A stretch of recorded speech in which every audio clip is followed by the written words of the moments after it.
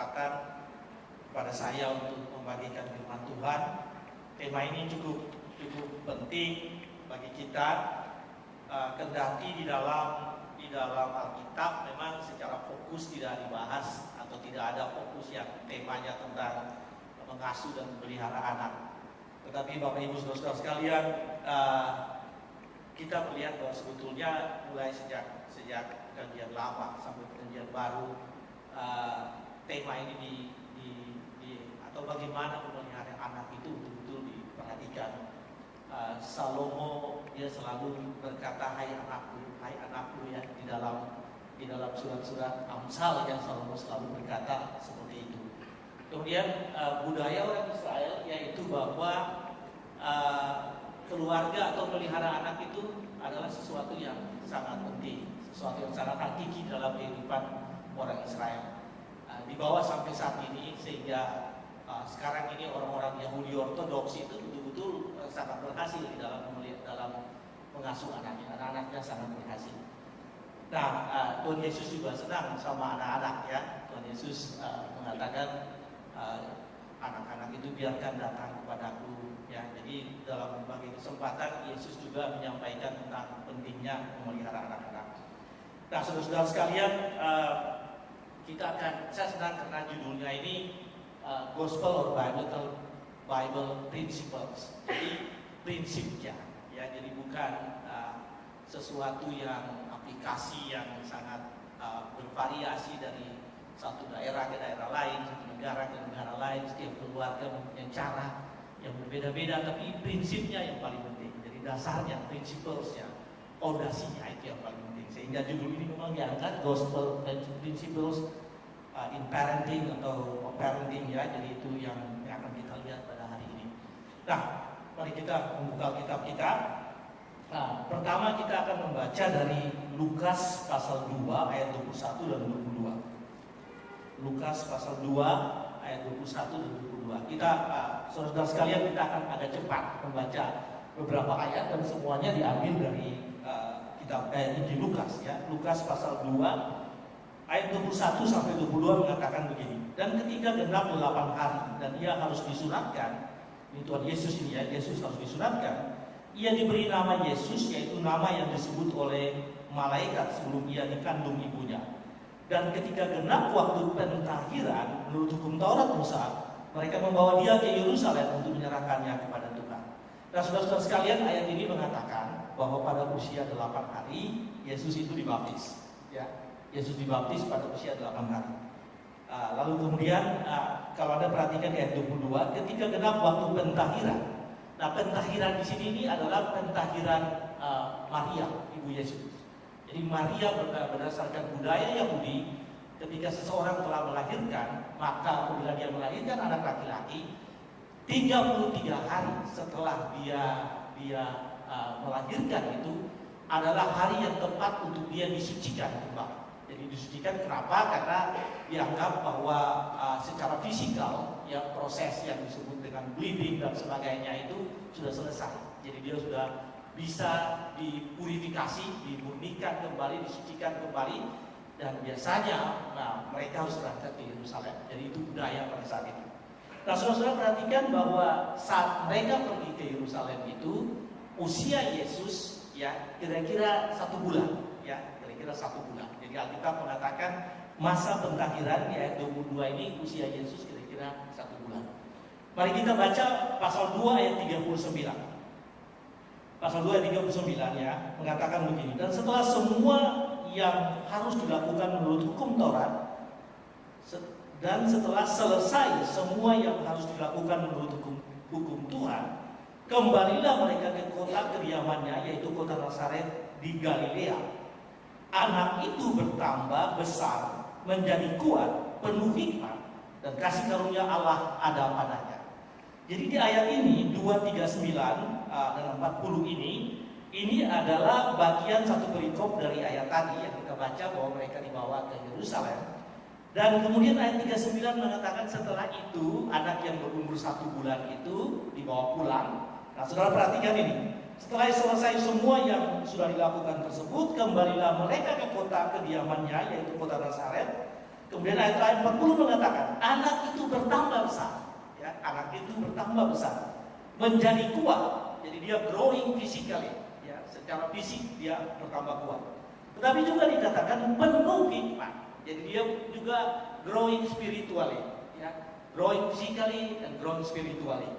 Dan kasih karunia Allah padanya. Allah mengasihi dia dan dia mengasihi Allah. Nah, itu berada dalam ayat 39 dan 40. Jadi saudara sekalian, Anda perhatikan begini. Setelah selesai itu pulang berada dalam pengasuhan orang tuanya, dan dalam pengasuhan itu anaknya ini mengalami hal yang seperti disebutkan dalam ayat 4 ini. Yaitu apa? Yaitu dia bertambah besar dan menjadi kuat, penuh hikmat dan kasih karunia Allah ada padanya. Ini sesuatu pertumbuhan yang luar biasa, ya. Physically growing, spiritually growing, dan kemudian dia diberkati atau disertai, dan di sini dikatakan karunia Allah ada padanya.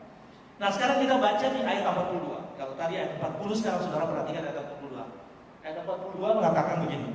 Ketika Yesus telah berumur 12 tahun, pergilah mereka ke Yerusalem seperti yang lazim pada hari raya itu. Jadi tadi ya 1 tahun, 1 bulan, lalu kemudian 12 tahun. Alkitab menjelaskan lagi tentang apa yang terjadi dengan Yesus. Dan di situ berkata bahwa mereka pergi ke Yerusalem seperti yang lazim. Seperti yang lazim artinya seperti yang sudah dilakukan mereka biasanya, ya, seperti biasanya yang rutin mereka lakukan. Jadi Yesus dibawa ke Yerusalem ketika ia berumur 12 tahun. Apa yang terjadi di antara 1 bulan sampai 12 tahun? Nah, itu yang terjadi, nanti kita akan lihat. Ayat 47, saudara perhatikan, pasal 2 ayat 47. Dan semua orang yang mendengar dia sangat heran dan akan kecerdasannya. Jadi mereka yang ada di Bait Allah, imam-imam besar, ahli-ahli Taurat, ketika Yesus bercakap-cakap, Anda tahu ceritanya, ketika hari raya saat itu, ketika sudah pulang kan Yesus tetap tinggal di sana, ya, dan orang tuanya baru sadar. Dan ketika ketemu lagi dengan Yesus di Bait Allah, tetapi Alkitab mengatakan begini, semua orang yang mendengar dia sangat heran akan kecerdasannya. Rupanya disinilah kecerdasannya dan segala jawab yang diberikannya.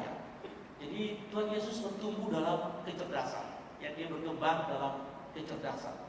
Alkitab secara jelas mengatakan kecerdasannya. Jadi dia berkembang dalam kecerdasan. Umur berapa? Umur 12 tahun. Dari 1 bulan ke 12 tahun, dan Alkitab menentukan itu. Sudah perhatikan ayat 52, tetap pasal 2 ayat 52. Lalu ia pulang bersama-sama mereka ke Nazaret, dan ia tetap hidup dalam asuhan mereka. Setelah 12 tahun itu, mereka pulang kembali ke Nazaret, dan ia hidup dalam pengasuhan mereka. Dan ibunya menyimpan semua perkara itu di dalam hatinya. Jadi rupanya ada banyak rahasia yang tidak terungkap di sini, yang ketahui cuma ibunya. Saya senang. Memang kita nggak mengetahui segala sesuatu yang Allah lakukan. Nah, kita ini manusia yang nggak mungkin tahu banyak hal. Alkitab pun juga tidak menyampaikan segala sesuatu secara detail bagi kita. Tetapi di sini dikatakan bahwa Maria dia menyimpan banyak hal, banyak perkara, semua perkara di dalam hatinya. Jadi rupanya sebagai ibu, sebagai seorang mama, seorang ibu, Maria ini ada banyak hal yang dia bersentuhan langsung dengan Yesus, dan dia menyimpan itu dalam hatinya. Saudara sekalian perhatikan ini. 1 bulan, 12 tahun dia bertumbuh secara tadi fisik dan rohani. Kemudian kecerdasannya meningkat, kemudian dia pergi lagi 12 tahun itu pergi ke Yerusalem. Dan Anda perhatikan ayat 52. Sudah perhatikan ayat 52. Pasal 2 ayat 52. Dan Yesus makin bertambah besar. Jadi 12 tahun dikatakan Yesus makin bertambah besar dan bertambah hikmatnya. Jadi bertambah besar, ya, tadi tetap growing secara spiritual, secara fisikali tadi, bertambah hikmatnya, semakin berhikmat. Yesus semakin berhikmat. Jadi spiritual tumbuh, secara fisik juga bagus, tumbuh dengan baik. Nah, Anda perhatikan, ini pada usia setelah 12 tahun ini, Anda perhatikan, dan makin dikasihi Allah. Jadi Yesus makin dikasihi Allah, dan tidak saja makin dikasihi Allah, tetapi apa? Makin dikasihi oleh manusia. Jadi apa kalau Anda perhatikan ini? Perhatikan bahwa Yesus bertumbuh dalam dimensi yang sangat, semua dimensi, ya. Dia bertumbuh dalam semua dimensi. Rohani, sosialnya, karena dia dikasihi oleh manusia. Tentu saja mereka tinggal di Nazaret, dan ini berarti tetangga orang-orang Nazaret pada saat itu mengasihi Yesus. Pasti dia punya hubungan karakter yang baik sampai bisa dikasihi oleh manusia. Tapi tidak hanya dikasihi manusia, dia di pihak Allah dia juga dikasihi Allah. Artinya dia melakukan hal-hal yang sesuai dengan kehendak Allah. Ya, jadi ayat 32, ayat 52 mengatakan begitu. Saudara perhatikan, sekarang kita lompat di ayat 3, pasal 3 ayat 33. Pasal 3 ayat 33. Ayat 23. 3 ayat 23. Ketika Yesus memulai pekerjaannya, ia berumur 30 tahun dan menurut anggapan orang ia adalah anak Yusuf, anak Eli. Jadi ketika Yesus umur 30 tahun dan kemudian Yesus mulai pekerjaannya. Bapak Ibu saudara-saudara sekalian bisa membayangkan ini enggak? Bayangkan bahwa dari Alkitab, record Alkitab, pencatatan Alkitab tidak mengatakan apa yang dilakukan, ya, apa yang Yesus kerjakan mulai dari usia 12 tahun sampai 30 tahun. Demikian pula tidak melakukan apa yang dilakukan dari usia 1 bulan sampai 12 bulan. Apa yang terjadi diringkas di dalam ayat-ayat yang tadi kita baca. Ya. Jadi 18 tahun masa Yesus diasuh itu diringkas pada ayat yang kita baca tadi, yaitu ayat 52. 2 ayat 52. Selama 18 dari umur 12 tahun, kemudian tiba-tiba tidak ada berita, bukan tiba-tiba tapi memang tidak direkod berita tentang Yesus, cerita tentang Yesus. Tiba-tiba usia 30 tahun Alkitab menjelaskan lagi. Lukas terutama melakukan, Anda tahu Lukas itu siapa? Melakukan penelitian, pengkajian, dia mengumpulkan data-data dan menulis Injil ini. Dan ketika usia 30 tahun Lukas menyampaikan itu. Lukas menyampaikan bahwa ketika 30 tahun Yesus muncul di Galilea dan Yesus mulai melakukan pekerjaan. Saudara perhatikan ini, perhatikan bahwa 12 sampai 30 tahun itu yang terjadi adalah pengasuhan yang sangat luar biasa, pemeliharaan yang sangat luar biasa, parenting yang sangat luar biasa. Sehingga apa? Sehingga Yesus bertumbuh makin besar, makin bertambah hikmatnya, besarnya, makin dikasihi Allah. Tetapi tidak itu saja, makin dikasihi juga oleh manusia. Ya, itu periode yang sangat luar biasa yang hanya diringkas di dalam 2-3 ayat. Nah, apa artinya ini bagi kita, saudara-saudara sekalian? Ada 3 hal yang pesan firman Tuhan pada hari ini. Yang pertama dari ayat-ayat yang kita baca ini, saudara-saudara sekalian, kita bisa melihat bahwa di sini orang tua memiliki kewajiban mengasuh anak-anaknya dalam berbagai dimensi kehidupan. Ya, orang tua berkewajiban memelihara anak-anaknya dalam berbagai dimensi kehidupan. Dan Maria dan Yusuf melakukan hal itu. Saya senang dikatakan Maria dan Yusuf karena dikatakan di sini Yesus dengan mereka. Tidak dikatakan Yesus dengan Yusuf saja atau Yesus dengan Maria saja, tapi Yesus dengan mereka, orang tuanya. Jadi mereka itu adalah Maria dan Yusuf.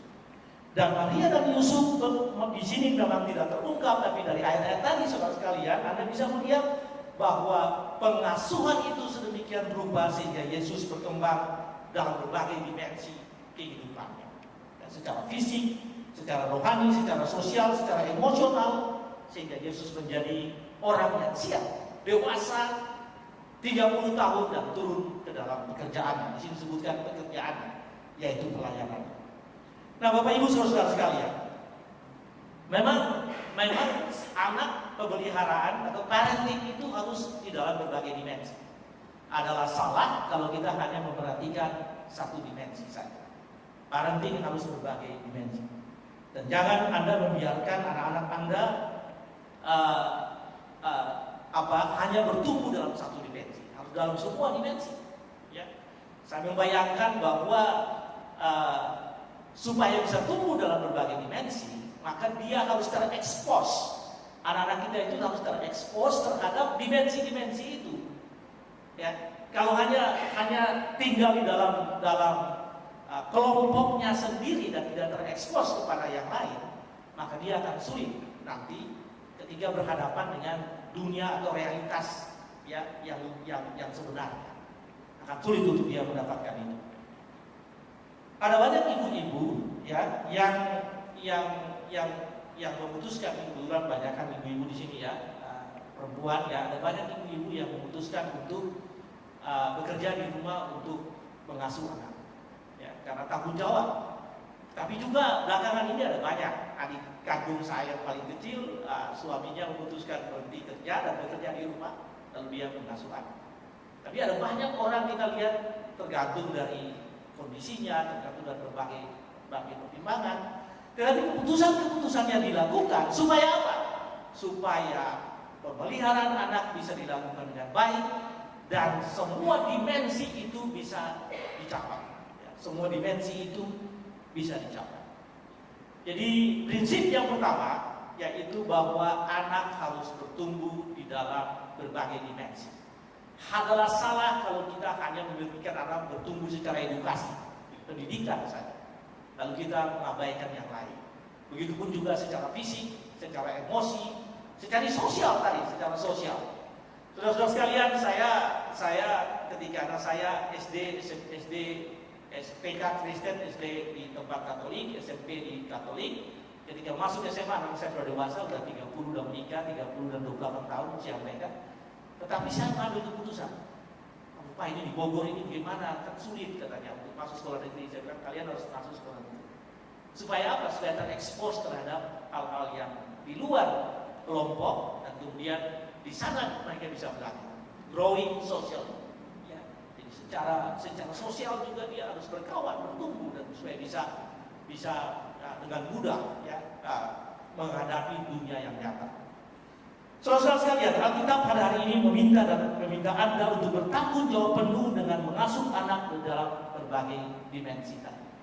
Mulai hari ini kita harus ingat betul bahwa firman Tuhan menginginkan anak-anak kita bertumbuh di dalam Yesus ya, ketika Yesus mengalami itu seperti yang tercatat dalam Injil Lukas pasal 2 ayat 52. Yaitu kita punya tanggung jawab, orang tua punya tanggung jawab supaya anak-anak bertumbuh dalam berbagai hal. Caranya bagaimana? Masing-masing orang, masing-masing pasangan, masing-masing keluarga yang tahu paling pas bagaimana. Yang penting anak-anak harus bertumbuh dalam berbagai dimensi. Kalau kita berkata Yesus berada dalam asuhan mereka, ya, asuhan orang tuanya. Jadi bukan hanya ibu atau bapak, tapi kedua-duanya. Berarti Maria dan Yusuf punya tanggung jawab, dan tanggung jawab itu ada pada kita semua. Hal yang kedua, saudara-saudara sekalian, yang kedua di sini katakan begini, bahwa sejak kecil anak harus diperkenalkan dengan Allah dan gereja. Ini prinsip yang paling penting. Sejak kecil anak harus diperkenalkan dengan Allah dan gereja atau persekutuan. Anda perhatikan pada umur 8 bulan Yesus dibawa ke sana. Kemudian Alkitab mengatakan seperti biasanya setiap tahun Yesus dibawa ke sana. Kemudian dibawa ke bait Allah, maksudnya pada usia 12 tahun juga dibawa ke bait Allah. Dan itu dilakukan seperti biasa. Dan keluarga itu pembinaan secara rohani itu dilakukan sedemikian rupa sampai dikatakan di sini bahwa Yesus bertambah besar dan bertambah besar dalam hikmat, bertambah besar dalam pengenalan akan Allah dan makin dikasihi oleh Allah. Saudara-saudara sekalian, ini prinsip yang paling utama. Ya, prinsip yang paling utama yaitu bahwa sejak kecil Anda harus memperkenalkan anak Anda dengan juru selamat. Sejak mereka semuda mungkin, seusia muda mungkin, bahkan di dalam kandungan. Ya. Di dalam kandungan Yesus, dalam kandungan Maria, dalam kandungannya, ya, ketika bertemu dalam bayi Yesus, ketemu dengan bayi Yohanes Pembaptis, ya, itu sudah nyambung gitu ya, sudah nyambung ketika itu ya. Sudah nyambung ketika Yesus datang dan Yohanes Pembaptis ada dalam ketemu, dan Yohanes Pembaptis juga masih ada dalam kandungan, mereka sudah nyambung gitu ya. Artinya dalam kandungan pun anak-anak itu sudah harus ada di dalam pengasuhan yang baik dengan dan mengenal Allah sejak awal. Anda tahu gimana caranya? Gimana caranya sejak dalam kandungan? Mengenal Allah sejak dalam kandungan dan seterusnya lagi anak-anak. Saya ingin kita membaca 2 Timotius 3 ayat 15, ayat yang sangat familiar ya. 2 Timotius 3 pasal 3 ayat 15. Ini adalah salah satu bagaimana Paulus mengingatkan Timotius ya terhadap apa yang terjadi dengan dirinya, apa yang menyangkut dirinya. 2 Timotius pasal 3 ayat 15 mengatakan begini.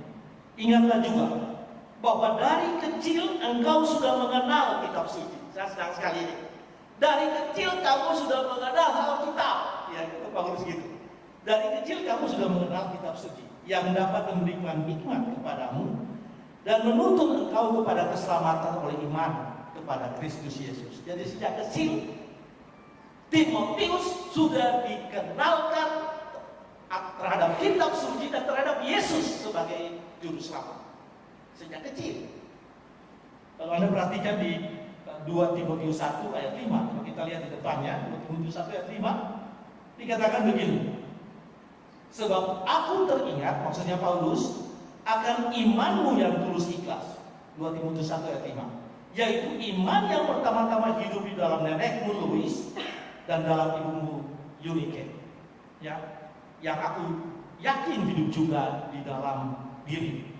Saudara, Timotius kenal kitab suci sejak muda karena neneknya, ya, opungnya itu perhatikan, ya, perhatikan cucunya, ya. Mamanya memperhatikan, ibunya memperhatikan cucunya. Saya berkali-kali di dalam pembinaan saya selalu mengingatkan ini. Kalau sampai orang tua sudah sibuk bekerja karena berbagai alasan, maka grandparents itu punya tanggung jawab. Ya. Karena kita mengatakan begitu. Ya. Nanti kalau papa mama bapak ibu dan sudah ada yang pensiun, ya sudah ada yang pensiun di antara kita, dan kemudian di rumah kan sering itu ya senang bertemu dengan cucu, senang mengasuh cucu. Jangan anggap sebagai beban. Itu kesempatan supaya sejak awal kita menenangkan mereka akan Kristus sejahtera. Mereka mengenal Kristus sejak masih awal, sejak masih anak-anak. Saudara sekalian, ketika anak saya berumur 12 tahun, saya ingat persis karena kejadiannya dia anak yang pertama 12, anak yang kedua 10 tahun.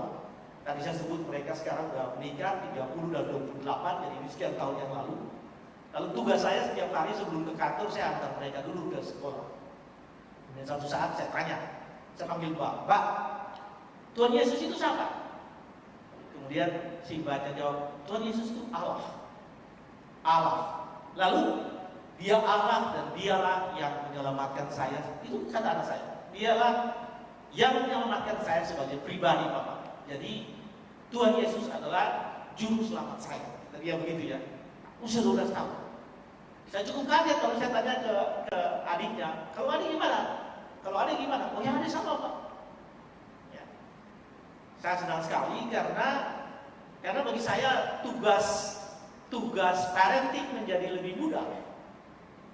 Mengapa? Karena sejak awal mereka sudah kenal akan Tuhan Yesus Kristus. Maria dan Yusuf melakukan hal yang sama.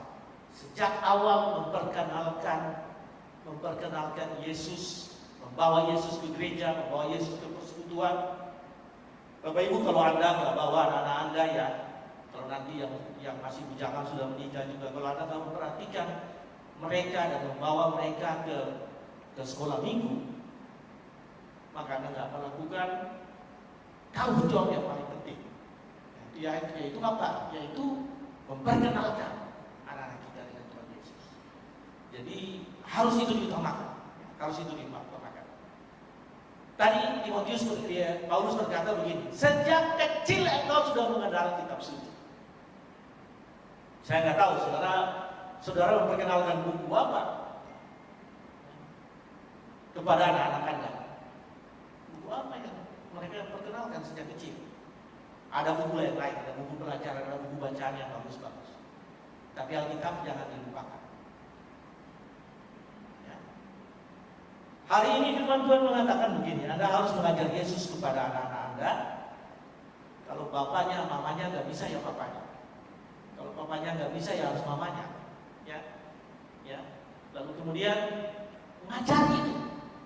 Ya, Taurat mengatakan begini, Musa mengatakan begini. Engkau harus mengajarkan kepada anak-anakmu di mana saja mereka berada. Ketika mereka berdiam di rumah, ketika mereka pergi, ketika mereka dalam perjalanan, ketika mereka di mana saja. Lalu firman Tuhan itu ditaruh di mana-mana, sampai di pagar pintu rumahmu, di pintu rumahmu, di ambang rumahmu. Kamu harus menyatakan itu, menyampaikan itu. Supaya apa? Supaya anak-anakmu selalu teringat akan Taurat Tuhan.